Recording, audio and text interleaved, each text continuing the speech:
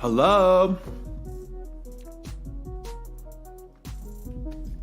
You are listening to Center of the Sun podcast, your favorite cultural society and science podcast, new every Sunday. Lucky day for Leos. Thank you for listening. Subscribe, rate, review my show, please. Also, you can find me on SoundCloud, Mixcloud, YouTube, That's in addition to all the places that you can find other podcasts. Hell, Instagram just released something new too. But anyway, I'm trying to catch my breath. I'm sorry. I just got off the plane from DC. And I really appreciate you all listening. Today I'm sharing with you 7 answers to your questions that explain why you should believe in ghosts. Yeah, I said it. I have this fucking ghost story. So I stayed in this hotel and I truly believe I had an experience. It was not frightening, but the room that I was staying in was so old and so decrepit. Not decrepit, but old, and like God only knows what they did to that damn building to make it nice again. So, do you believe in different realms of like living? And because I do. And literally ever since the solar eclipse, the total solar eclipse we had last year, a chasm inside of me has opened up, and not in a sexual way, like unfortunately, like fuck. But my heart, which actually prompted me to start this podcast, because I have so much that's on my chest that I need to share it. So first question, are ghosts real? Hell yes. And let me tell you why. Because the other day, I was at work for a work conference in Washington, D.C. It was related to HIV. So if you follow me on Twitter, you may have seen, if you follow me on Twitter at CenterSun21, you will see some information that I posted about HIV cure, HIV vaccine, and all the things that are in development around public health funding and stuff like that. So visit actgnetwork.org to learn more.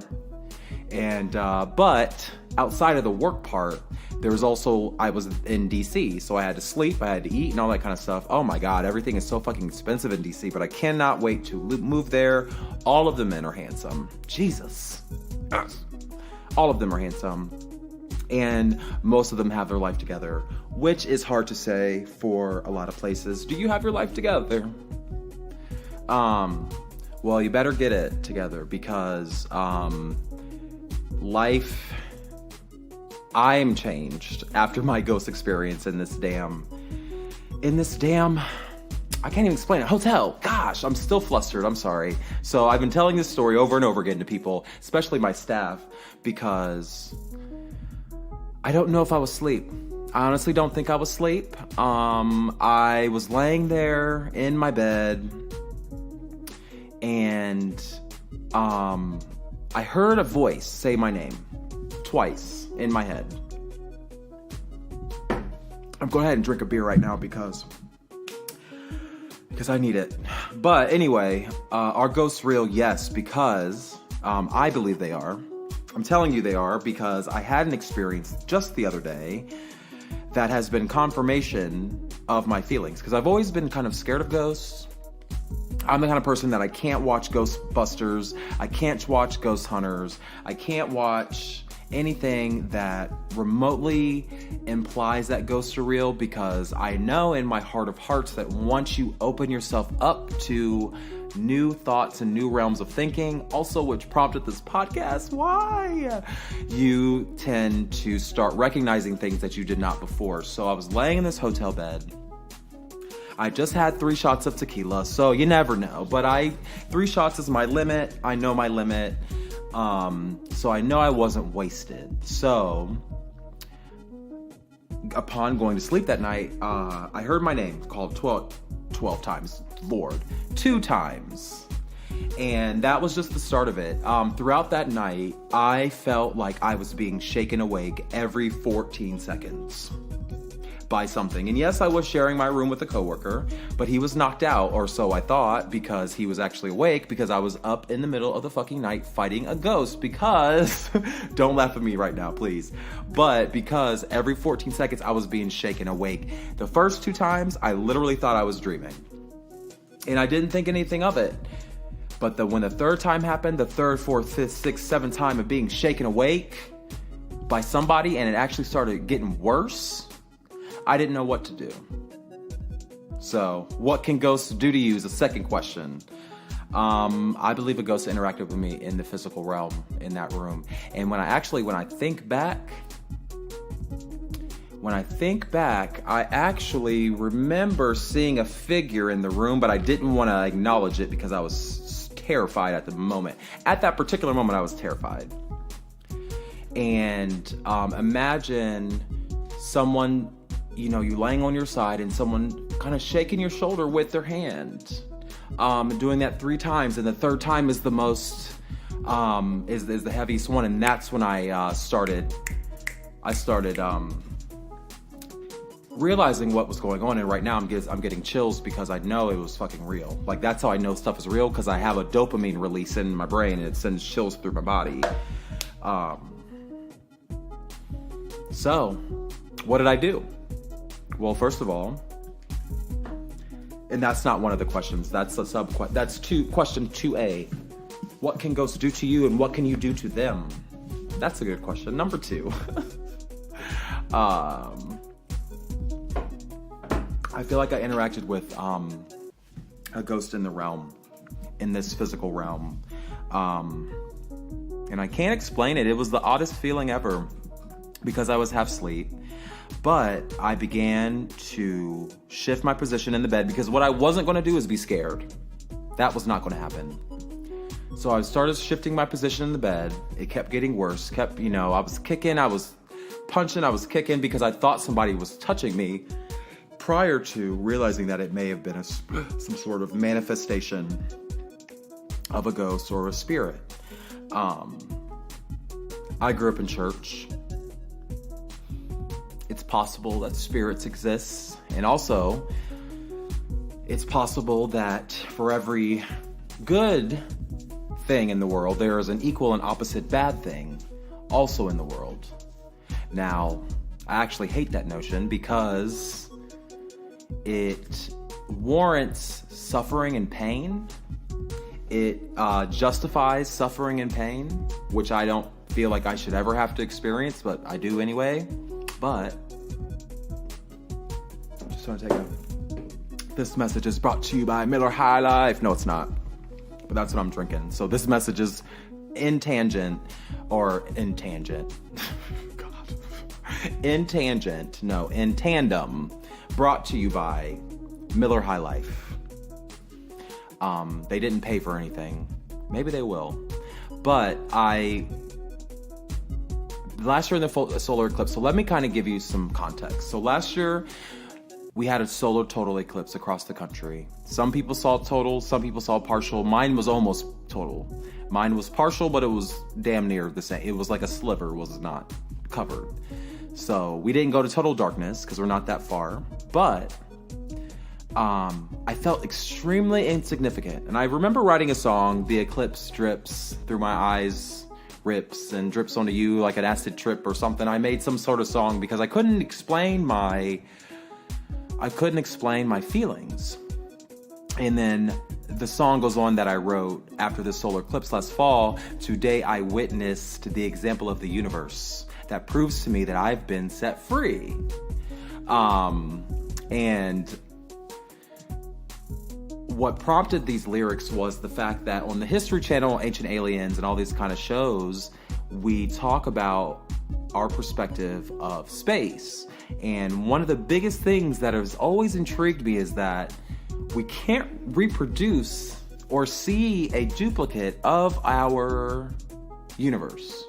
So let me give you an example. So in the observable universe, the planets and the stars and the galaxies and all that kind of stuff that we can see with our telescopes. For instance, gas giants like Jupiter are are gas giants because they are close to a sun. Because water and all those things create vapor once they're heated, right? Well, in our solar system, our gas giant is in the middle of the solar system, which is kind of confounding because it's the only one that we don't understand why it is like that. And then it has this big old red spot on it that we don't understand either, and we can barely even see it. But it's kind of like that kind of stuff. We're like, why are the craters on the moon all the same depth? If it happened with meteorite showers and stuff like that, wouldn't it be random? So our universe is kind of perfect. Things just don't make sense, but also, do we have the capacity to know? I personally don't think so. And because we don't have the capacity, do we want to know? That's kind of scary. But in terms of a solar eclipse, our perspective, our Earth, our moon, our sun is the perfect distance, sorry, not the same, but the perfect distance away from each other that it creates a solar eclipse. And if you think about the chances of that happening, because it's not a circle and it's not an oval, we have these models of the solar system, but it's actually pretty random and crazy, the effect of gravity from the sun.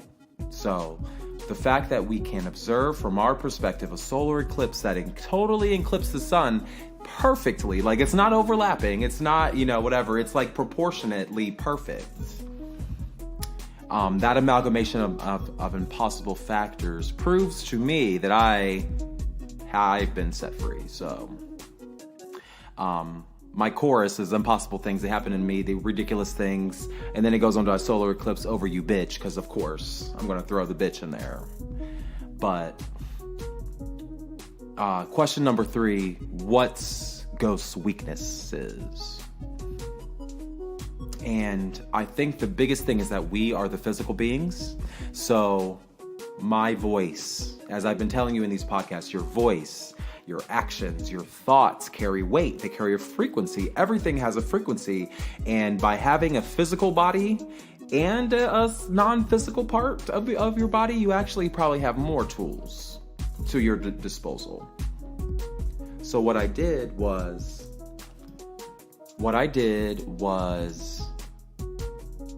try to voice commands. So because I had a roommate, I started off whispering because I was trying not to be weird. I was trying not to look insane, but evidently and ultimately I did become, because I was thrashing in my bed, but I was completely awake. And I remember going back upstairs the next day and be like, were you awake all night? Because I know you were awake, because I was awake. But he thought I was having a nightmare, when actually I was wide awake, and I was trying to appear normal in this situation, but I couldn't because I felt like there was a presence that was touching me.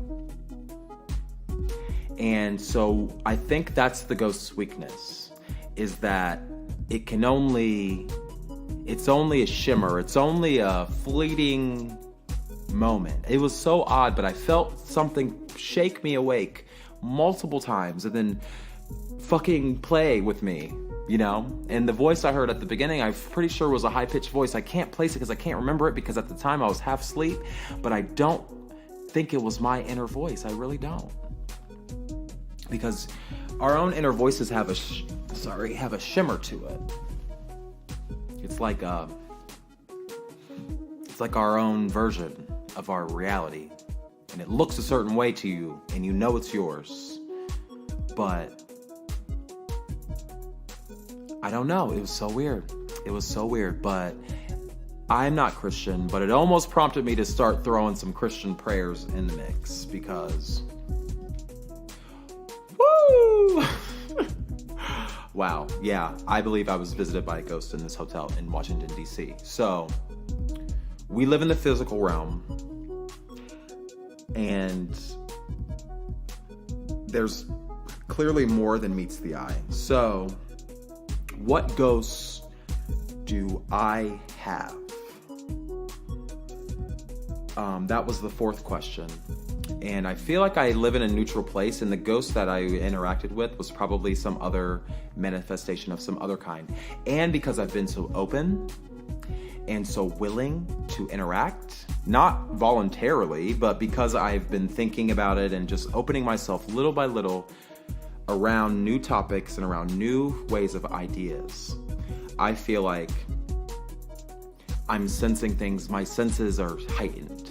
And if you feel like you have a ghost, the advice that was given to me was, when you feel attacked or feel scared or something negative about a spirit or a ghost, think about a white cloud and surround yourself in a white cloud, because oh my God, there was nothing that I could do to go to sleep. It was the oddest experience I ever had. Every time I went to sleep, I was shaken awake. Every time. And ever since the solar eclipse, a chasm of feelings and emotions has opened up, and I'm just pouring out everything that I feel. And the trip was fun. I mean, I determined in that moment that I wasn't going to be scared, because I think it's always been there, and we just didn't notice it.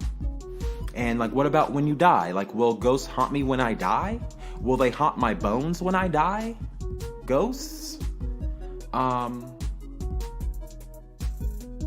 don't think there would be a purpose, because I think the purpose of life is living. And even if you're not physically living, I think you still want to live somewhere else. I don't think you want to live in the bones. That doesn't even make sense to me. So, as I drink my beer here, why do ghosts come back? Question number 6. Well, did they ever go away? You know, at the beginning of the show, I was definitely, in the first few episodes of the show, I like to talk a lot about how we have power, how much power we have, and where does that power come from?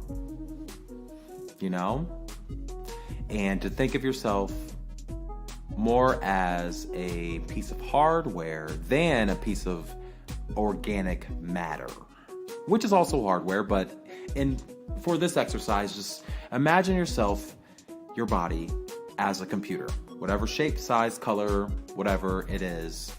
Think of yourself as a computer, a technical piece of hardware. And your brain and your mind and all your thoughts, that's your software.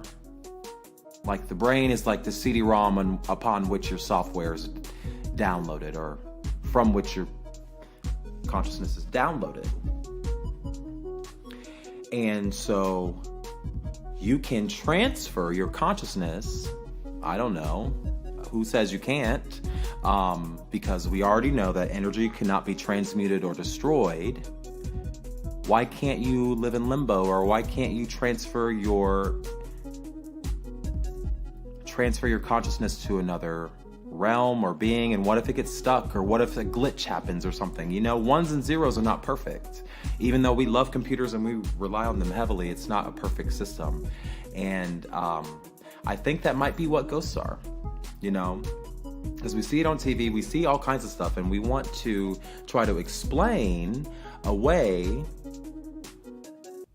our bad feelings with religion, and we go pray, and we try to isolate ourselves, and we try to close off our minds to the thought of anything else other than humans controlling this earth. But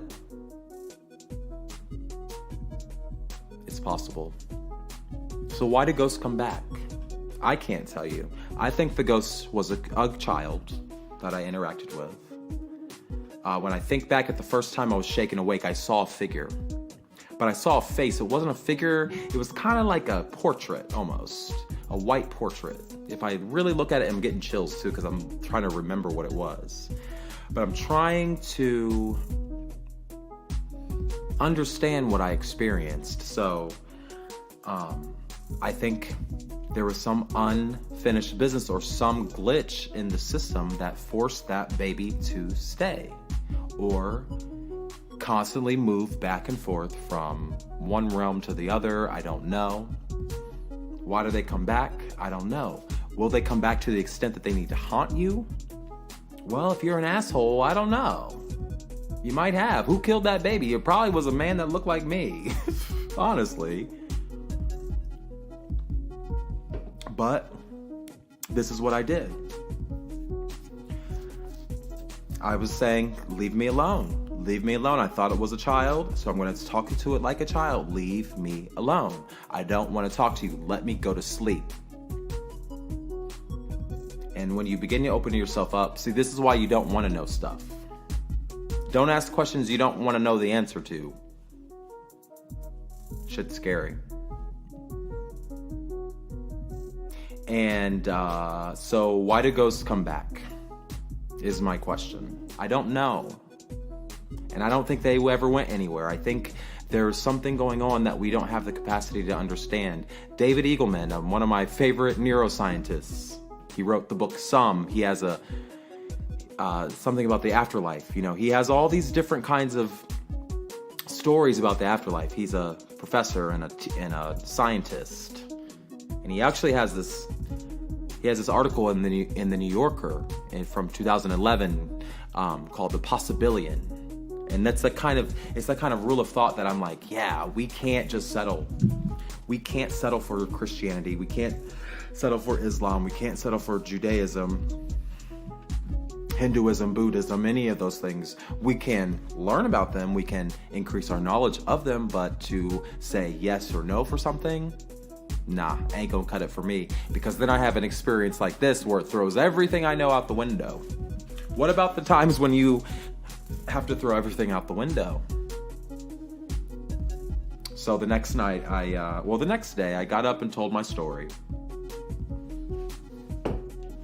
Talked to my staff, they laughed, whatever. Because it was funny, because I was literally punching the air. And kicking the sheets and punching the ghosts. I was trying to fight because I couldn't sleep. And every time I fell asleep, I was being touched and moved, and it was odd. It was so odd. So I put the question to you. Do you believe in different realms of living, of life? I believe there are probably infinite possibilities. And I find that to be extremely exciting. Oh my God. So text me your answer. Do you believe in different realms of living? Hashtag ghosts are real. Hashtag hell nah. Text me 513-289-0474. I want to know your answer. Who believes in ghosts? Because I need to know, please. You can tweet me at CenterSun on Twitter, or you can email me host@centersun21.com, at CenterSun on Twitter, at CenterSun21 on Twitter, excuse me. Yeah, it was intense. And unfortunately, because the schedule that I'm under, I don't have the ability to continue the podcast as long as I wanted to, but I wanted to share that story and to share how relevant it was. And I want to give you all an opportunity to interact with me if you really want to. So leave a comment, text me, tweet me, email me. Hashtag ghosts are real or hell nah. If you want to tell a story, if you want me to share your story, do so.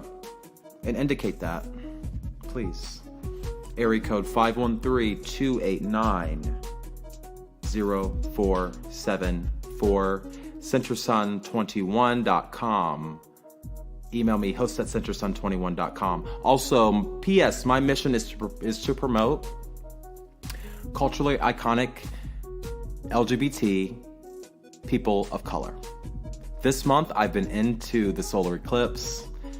I've been into astronomy. We talked about Leos last week. We answered some questions about that. And I'm recognizing Naiman Newjames at naimanNewjames.com for their commitment to the fundamentals of astrology and getting my life together, because that total solar eclipse was trippy. And I needed somebody with a good heart and good intentions to really give me some information that I wanted. So in the description of this podcast, I will put the website because this person does several horoscopes in different kinds of ways, so you just have to take it what you can get because it's literally that good. I will take a dot or a period, of the entire horoscope. Like, that's how good it is. I just want to just glance at a period in the whole thing. So, thank you for listening. You are listening to Center of the Sun podcast, your favorite culture, society, and science podcast, new every Sunday. Thank you for listening. Take care.